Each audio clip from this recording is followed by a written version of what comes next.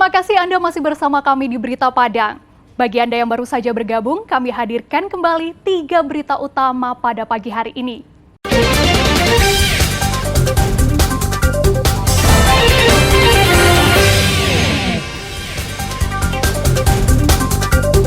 Diguyur hujan lebat, pengunjung Pantai Padang tak terlalu ramai menyambut tahun baru. 2 batang pohon tumbang, timpa 1 unit rumah warga. Imigrasi Agam terbitkan 36.000 paspor. Sebagian besar digunakan warga untuk ibadah umroh ke Arab Saudi.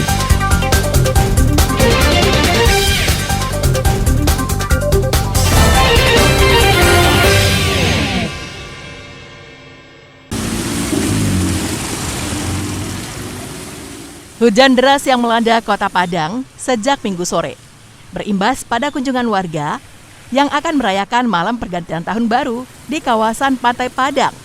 Malam pergantian tahun baru di Pantai Padang terlihat tidak semeriah dibanding tahun sebelumnya. Arus lalu lintas yang biasanya macet di Pantai Padang menjelang malam pergantian tahun terlihat ramai lancar.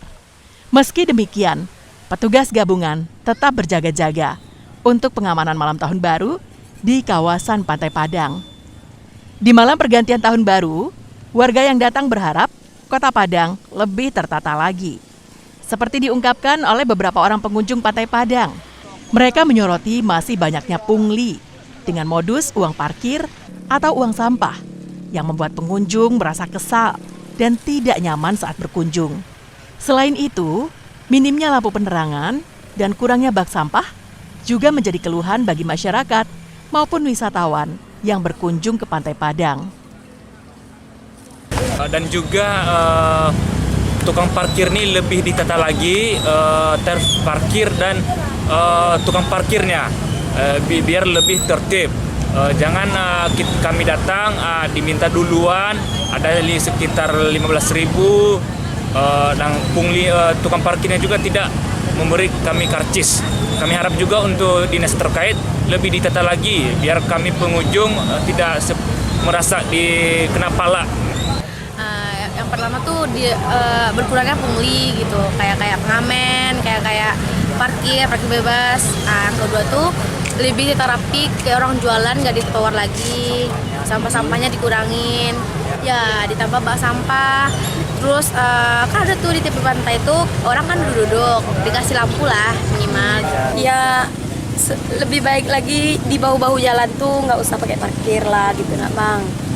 Nah, kalau diberi parkir atau yang jualan tuh ditata supaya rapi biar nggak kemacetan seperti ini kan.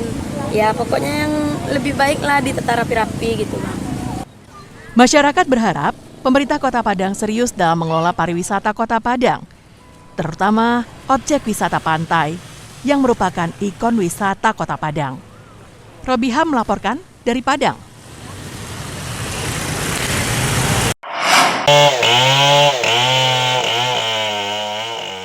Hujan deras disertai angin kencang mengakibatkan 2 pohon jenis duku dan manggis yang berukuran panjang 20 meter dengan diameter 65 cm tumbang hingga menimpa sebuah rumah di daerah Beringin, Kecamatan Lubuk Kilangan, pinggiran Kota Padang pada Minggu malam.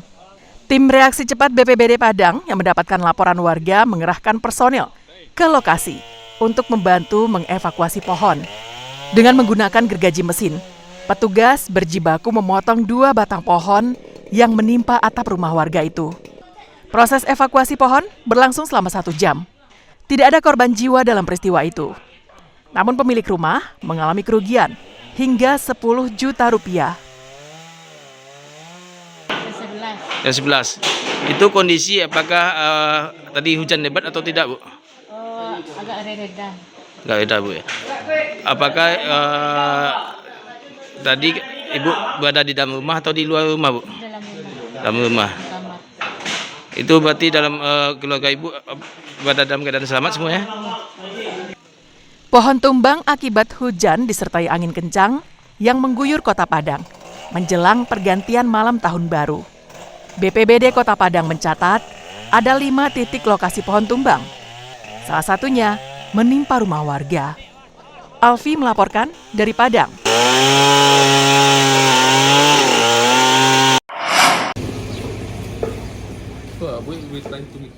Pasca pandemi COVID-19, pengurusan paspor di kantor imigrasi kelas 2 Agam meningkat cukup tinggi. Selama tahun 2023, kantor imigrasi ini telah menerbitkan lebih dari 36.600 paspor baru. Kepala Kantor Imigrasi Kelas 2 Agam, Budiman Hadiwasito, menyampaikan paspor yang diterbitkan merupakan paspor baru, penggantian karena habis masa berlaku dan karena hilang atau rusak. Salah satu negara tujuan terbesar dari permohonan paspor adalah Arab Saudi untuk melaksanakan ibadah umrah dan haji. Jadi pemerintah Arab Saudi sudah mencabut larangan umrah buat warga negara seluruh dunia, otomatis imbasnya ke Indonesia. Hal itu juga senada dengan dibukanya rute Padang Kuala Lumpur, di mana harganya sangat terjangkau dan banyak dari masyarakat di Indonesia, khususnya di Sumatera Barat, berwisata selain ke wisata domestik juga melakukan perjalanan ke luar negeri, terutama ke Malaysia. Seperti diinformasikan tadi bahwa tahun ini kita sudah menerbitkan sekitar 36.693 paspor. Salah satu warga menyampaikan, ia sengaja membuat paspor untuk berwisata ke Singapura karena dalam waktu dekat akan melakukan kunjungan kerja ke Batam dan menyempatkan diri mampir ke negara tetangga tersebut. Paspor untuk wisata, pelayanannya bagus, alhamdulillah, tidak ada kendala. Wisatanya mau kemana ini? Rencana ke Singapura. Ini karena biaya perjalanannya murah, tertarik ke sana kan? Tidak, kita akan ada acara kantor ke Batam, pengen menyeberang kan. Kantor Imigrasi Kelas 2 Agam juga mengawasi keberadaan warga negara asing di hotel dan penginapan yang berada di wilayah kerja mereka. Dari data yang ada, terjadi peningkatan kunjungan warga negara asing 30% selama 3 bulan terakhir. Sebagian besar WNA datang ke kota Bukit Tinggi untuk berwisata. Dina Amrina melaporkan dari Bukit Tinggi. Mau berangkat 3 malam ini juga tahun baru ya? Iya, Pak. Perlengkapannya aman ya? Aman, Pak. Tadi sesuai anggaran teman-teman dari Pokda. Tim SAR dari Pos Solo Selatan harus mengevakuasi 2 pendaki yang mengalami hipotermia di Gunung Talang, Kabupaten Solo pada Senin dini hari.